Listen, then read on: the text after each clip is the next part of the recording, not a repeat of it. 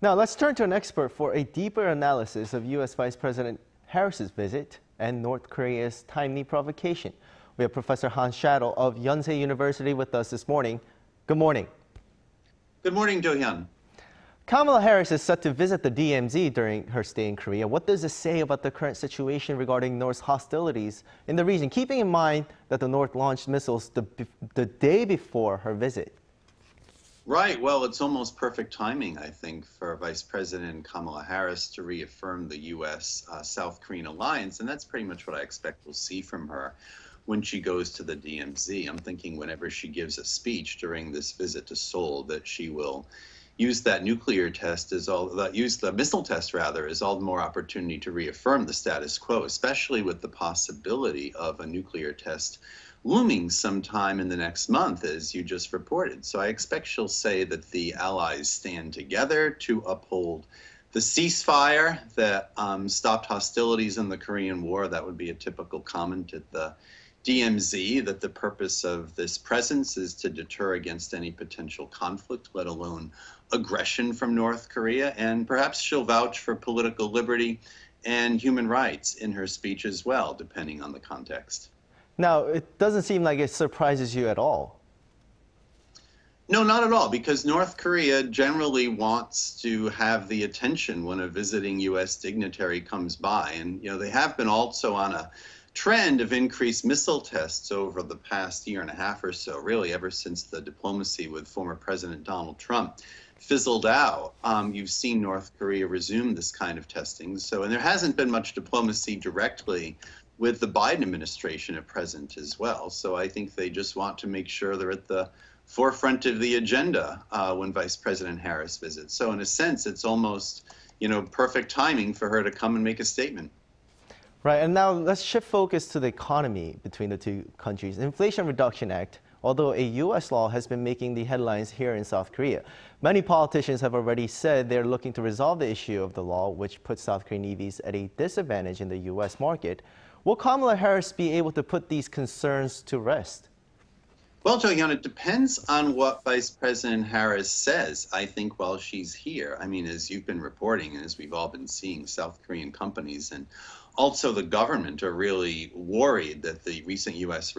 legislation, the Inflation Reduction Act, will have the effect of shifting investment in technology and also auto manufacturing, especially with electric vehicles, away from South Korea to the United States.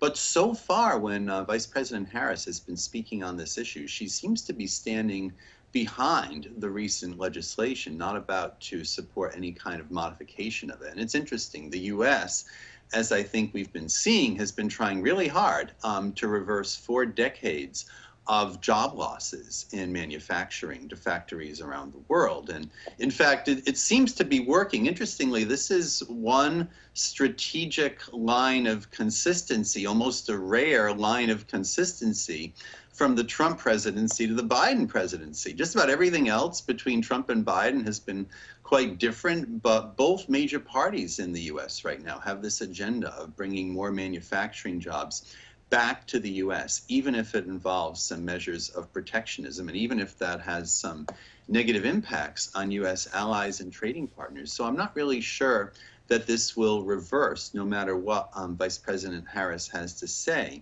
while she's here. But for sure, the visit is a chance for a diplomatic rebound for the Yoon administration after all the fallout from the visits to London and New York that have been getting so much attention over the past week. So we'll see how it goes today.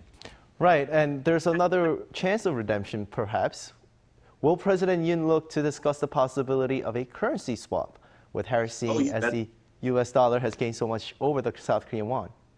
Sure, you bet they'll be talking about the currency, I think, and I bet Yoon and his people will probably lobby, behind the scenes at least, for some sort of currency swap, although the government, I think, officially has been trying to suggest that that it's not necessary for the immediate moment, but could be something down the road. I think the only question is when the U.S. side might agree to initiate something along these lines. But keep in mind, the recent slide in the currency, Do-hyun, is of course not just about the won, even though there are some internal circumstances like a trade deficit that's fueling it. Every single developed country right now in the world is looking for some sort of currency relief. The euro is low, the British pound is at historically low levels, practically £1 for $1 right now, which is remarkable. And there's actually a lot of concern about the yen and the yuan, China's currency as well. So the yuan and the value of it, the declining value of it, is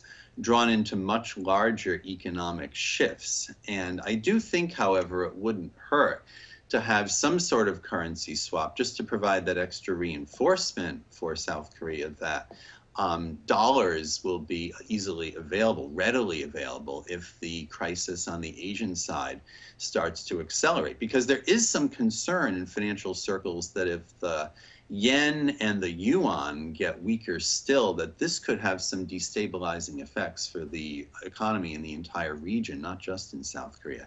So I think it certainly needs to be on the agenda today during this meeting. Well, thank you again, Professor. You've always put such hard topics into easy form for our viewers to understand. It's good to speak with you again. Hope to see you soon again. Great. Thanks for having me, Doyen. Take care.